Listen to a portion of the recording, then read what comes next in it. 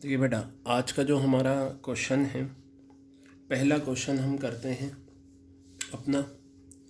और इस पहले क्वेश्चन में अगर आप देखें, पेज नंबर 19.66 पर है। ये मैं आपको दिखा देता हूँ। ये रहा पेज 19.66 और क्वेश्चन नंबर 1 है। ठीक है, ये एडजस्टमेंट के साथ क्वेश्चन है। हम इस एडजस्टमेंट को कवर करते हैं कि ये एडजस्टमेंट क्या है। सबसे पहले आप है ना एडजस्टमेंट पढ़ लिया करें। ठीक है, क्वेश्चन तो पढ़ना ही है, एडजस्टमेंट भी पढ़ा करें और ये देखें कि आपको कौन सी एडजस्टमेंट गिवन है। क्लोजिंग स्टॉक ये यूजुअली आपको गिवन होती है।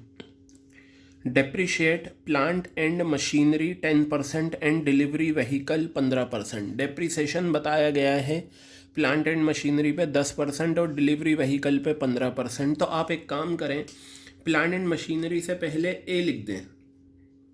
ये कंपलसरी नहीं है, सिर्फ आपकी नॉलेज के लिए ये कि प्लांट एंड मशीनरी पे एडजस्टमेंट है।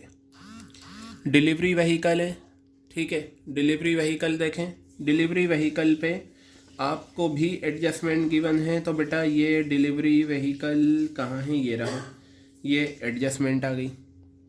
अब आपको दे रखा है अनपेड रेंट। क्या दे रखा है? अनपेड। अनपेड का मतलब आउटस्टैंडिंग। तो रेंट से पहले आप क्या करें, मार्क कर लें, ये रहा एडजस्टमेंट। क्लियर हो गई बात ये? चलिए बस अब हम क्या करते हैं, इसका सॉल्यूशन करते हैं और आंसर निकालते हैं। इस क्वेश्चन में आंसर कैसे आएगा। ठीक है, बुक आपके पास है, आप अपनी बुक में भी देख सकते हैं, जिन बच्चों के पास बुक है। 19.66 क्वेश्चन नंबर 1 है। तो चलिए देखते हैं हम यहाँ पर। सबसे पहले आप लिखेंगे क्वेश्चन नंबर 1 और पेज नंबर 19.66। क्लियर है? यहाँ आप लिखेंगे trading account. What will you right? Trading account आप यहाँ लिखेंगे। ये आ गया trading account for the year ended. ये लिखना भी ज़रूरी है। फॉर द ईयर एंडेड 31 मार्च 2020। ये आपको दे रखा है डेबिट साइड और बेटा ये आ गई क्रेडिट साइड। ठीक है, तो आप छोटा सा बनाएंगे ट्रेडिंग अकाउंट, बड़ा नहीं बनता क्योंकि इसमें इंफॉर्मेशन कम आती है। ये आ गया, ये आपकी पर्टिकुलर साइड आ गई, पर्टिकुलर्स। ये आ गया रुपीज़, फिर again particulars, then you will write rupees. Clear है? ये आपका हो गया, ये आ गया। ठीक है, तो सबसे पहले हम क्या लिखते हैं, ओपनिंग स्टॉक। देखिए बुक में भी दे रखा है, मैं आपको दिखाता रहूँगा बुक में भी। ठीक है, ये आपका ओपनिंग स्टॉक ये रहा 16,000 रुपये। तो मैं यहाँ पर लिख देता हूँ टू ओपनिंग स्टॉक कितना आ गया, 16,000 रुपये ओपनिंग स्टॉक आ गया, ये रहा। फिर आप लेंगे परचेजिस। देखिए परचेजिस आपको ये दे रखा है, लेकिन एक बात याद रखना, जब आप परचेजिस का अमाउंट चेक करें तो साथ ही साथ परचेज रिटर्न्स भी चेक करा करो। इस क्वेश्चन में परचेज रिटर्न्स कहीं नहीं है क्योंकि हमें माइनस करना होता है। ठीक है, तो मैं यहाँ पर टू परचेजिस लिखता हूँ। ये लिखा मैंने टू परचेजिस। कितना अमाउंट है परचेजिस का? 20,000 रुपये, ये आपका आ गया। इसी तरीके से बेटा आप देखेंगे क्या, सेल्स। सेल्स का अमाउंट देखिए, सेल्स कितना है, 42,000 रुपये। ठीक है, तो मैं यहाँ पर लिखूँगा बाय सेल्स और कितना अमाउंट आ जाएगा, ये 42,000 रुपये, ये आ गया आपका। क्लियर है? उसके बाद आप लेंगे क्लोजिंग स्टॉक। क्लोजिंग स्टॉक हमेशा आपको नीचे मिलेगा 16,000 रुपये। तो यहाँ पर आप लिखेंगे बाय क्लोजिंग स्टॉक। क्या लिखेंगे आप? By closing stock. कितना आ गया क्लोजिंग स्टॉक? 16,000 रुपये। अब आपको पता है क्या करना है, अब आपको इस क्वेश्चन में देखने हैं कौन कौन से आपके डायरेक्ट एक्सपेंसेस हैं और क्या उनकी कोई एडजस्टमेंट है। लेकिन हमने एडजस्टमेंट पढ़ ली थी तो हमें ट्रेडिंग अकाउंट के खर्चे की कोई भी एडजस्टमेंट नहीं मिली। क्यों नहीं मिली? क्योंकि गिवन नहीं है। तो आप यहाँ देखें अनपेड रेंट, रेंट कहाँ जाता है? प्रॉफिट एंड लॉस अकाउंट में, हमें नहीं गिवन। फिर डेप्रिसिएशन भी प्रॉफिट एंड लॉस अकाउंट में जाता है। तो पता चला ट्रेडिंग अकाउंट के सिर्फ खर्चे आएंगे, बाकी उनकी कोई एडजस्टमेंट नहीं है। तो एक बार हम ट्रेडिंग अकाउंट के खर्चे देख लेते हैं लेफ़्ट हैंड साइड से। ऊपर से चले वेजेस जाएगा क्योंकि ये डायरेक्ट खर्चा है, और राइट हैंड साइड पर अगर हम देखें मैन्युफैक्चरिंग एक्सपेंसेस, तो ये सिर्फ दो खर्चे हैं, वेजेस और मैन्युफैक्चरिंग एक्सपेंसेस, जो आपको दिखाने हैं। तो चलिए दिखाते हैं हम वेजेस और मैन्युफैक्चरिंग एक्सपेंसेस। ये मैंने यहाँ पर लिखा 2 वेजेस, और वेजेस का अमाउंट कितना है 8,000 रुपये, ये आ गया। फिर मैं यहाँ पर लिखूँगा 2 मैन्युफैक्चरिंग एक्सपेंसेस, ये लीजिए 2 मैन्युफैक्चरिंग एक्सपेंसेस, ये आ गया मैन्युफैक्चरिंग एक्सपेंसेस। ठीक है, तो यहाँ पर मैं लिखूँगा मैन्युफैक्चरिंग एक्सपेंसेस में कितना 1500 रुपये, ये आ गया 1500 रुपये। क्लियर है बात। अब आप क्या करें, यहाँ पर इसे क्लोज करें और अपना आंसर निकाल लें। देखें क्या आ रहा है, प्रॉफिट आ रहा है या लॉस। आपकी बेसिकली ये साइड बड़ी है, तो आप क्या करेंगे, यहाँ पर ये आ गया। मैं एक बार और चेक कर लेता हूँ कि आपका और कुछ रह तो नहीं गया। कैरिज इनवर्ट्स भी है बेटा, कैरिज इनवर्ट भी दे रखा है, तो मैं यहाँ लिख देता हूँ कैरिज इनवर्ट्स।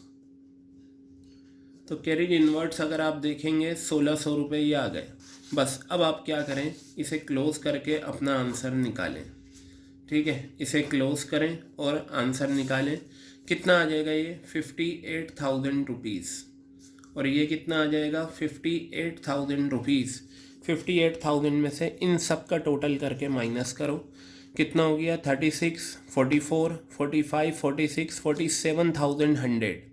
तो 47,100 रुपीज़ अगर आप माइनस करेंगे तो कितना आ जाएगा 10,900 रुपये, ये आ गया। और इसे हम कहेंगे टू ग्रॉस प्रॉफिट, ये आ गया। क्लियर है। अब इसके बाद आप यहाँ पर लिखेंगे प्रॉफिट एंड लॉस अकाउंट,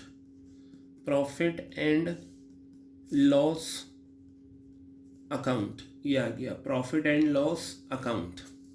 चलिए अब हम क्या करते हैं, यहाँ पर लेते हैं डेबिट और क्रेडिट। ये देखिए डेबिट क्रेडिट आया, तो यहाँ हम लिखेंगे पर्टिकुलर्स। फिर यहाँ पर मैंने लिखा रुपीज़, अगेन पर्टिकुलर्स, फिर यहाँ मैंने लिखा रुपीज़। क्लियर है बात, ये पर्टिकुलर्स रुपीज़। चलिए अब हम आगे बढ़ते हैं। तो यहाँ पर आप क्या करना है, सबसे पहले आप ग्रॉस प्रॉफिट दिखा दीजिए, ये आ गया ग्रॉस प्रॉफिट। ठीक है,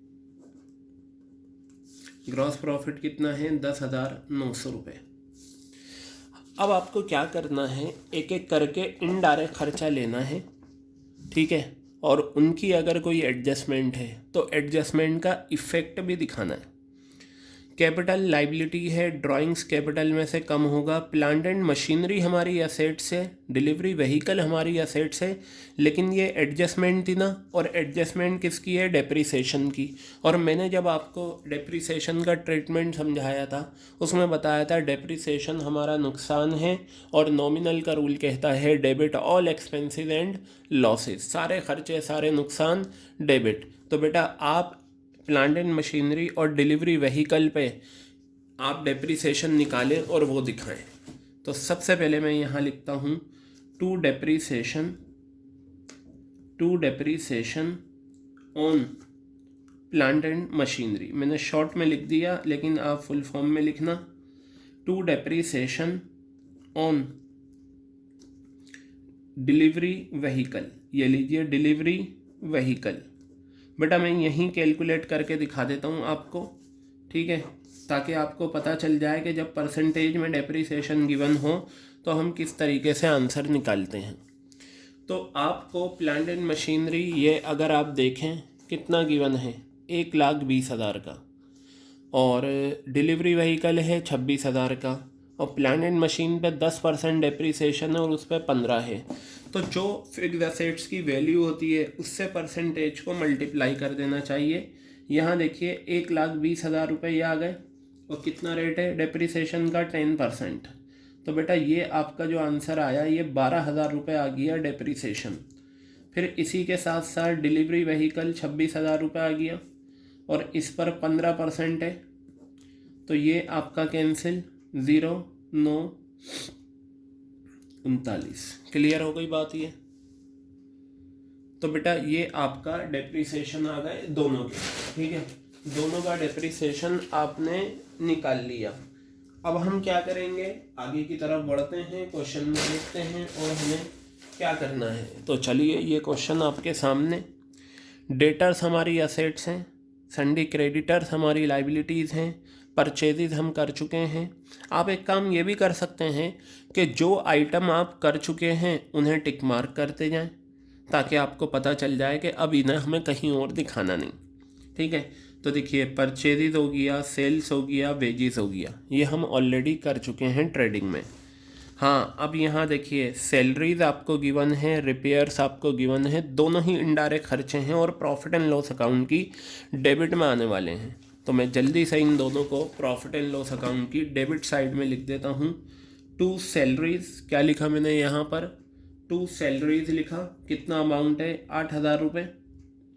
और फिर मैंने यहाँ पर लिखा टू रिपेयर्स, क्या लिखा मैंने यहाँ पर, टू रिपेयर्स लिखा, कितना अमाउंट है 1,900। क्लियर हो गई बात ये आपके। बेटा अब आप यहाँ पर आ जाइए, देखिए मैंने सैलरीज और रिपेयर्स ले लिया, इन्हें भी मैं डन कर देता हूँ।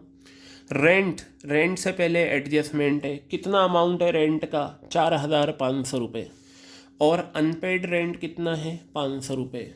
रेंट का अमाउंट कितना है 4,500, अनपेड रेंट कितना है 500। मैंने आपको बताया था अनपेड का दूसरा नाम आउटस्टैंडिंग, और आउटस्टैंडिंग खर्चे जो होते हैं वो उन्हीं खर्चों में क्या हो जाते हैं, ऐड हो जाते हैं। आउटस्टैंडिंग खर्चे जो होते हैं वो उन्हीं खर्चों में क्या होते हैं, ऐड हो जाते हैं। तो चलिए मैं ऐड करके दिखाता हूँ। आप यहाँ पर लिखेंगे टू रेंट, कितना अमाउंट है रेंट का 4,500। बेटा अब आप इसमें ऐड कर दें आउटस्टैंडिंग, क्या आप इन्हें ऐड करेंगे, आउटस्टैंडिंग आप इसमें ऐड करेंगे।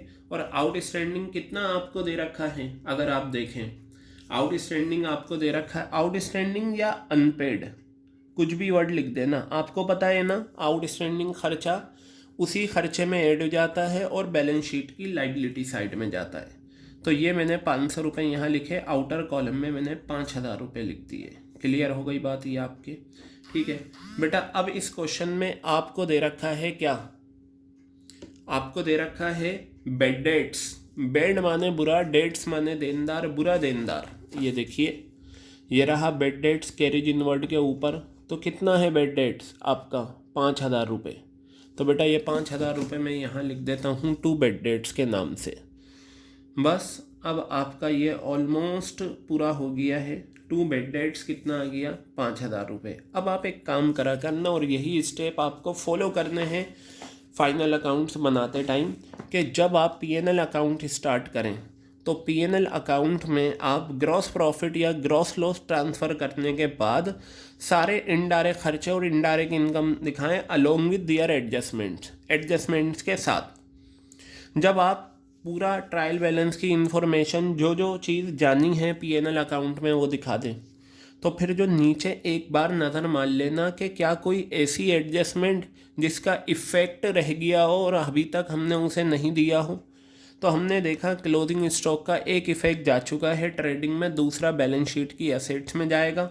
डेप्रिसिएशन का भी एक इफ़ेक्ट पीएनएल में जा चुका है, और अनपेड रेंट का भी एक इफ़ेक्ट जा चुका है कहाँ पर, पीएनएल अकाउंट में। तो बेटा बस अब हमें क्या करना है, इसको क्लोज करना है और अपना आंसर निकालना है। तो चलिए निकालते हैं आंसर।